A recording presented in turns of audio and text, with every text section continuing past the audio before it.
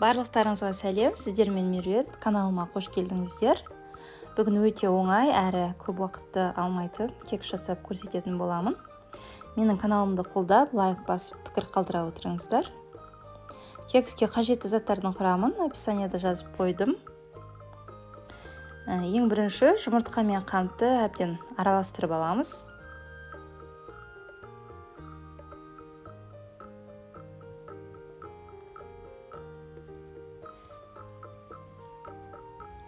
Оның үстіне сүтті және сұйық майды құямыз.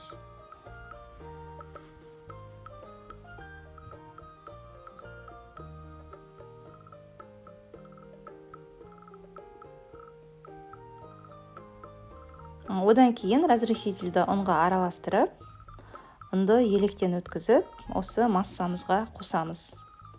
Ұнды салғаннан кейін миксермен емес, қасықпен астынан үстіне қарай ақырындап араластырып шығамыз. Осындай қоюлықта болады. Енді силиконды формаға құйып шығамыз. Темір форма болса май жағып құю керек, себебі жабысып қалады. Кексті 180 градуста 25 минутта пісіріп аламыз. Міне кекс дайын болды.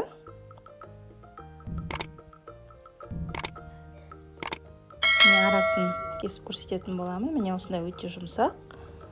Видеоны соңына дейін көрсеңіздер, лайк басып, пікір қалдыра отырыңыздар.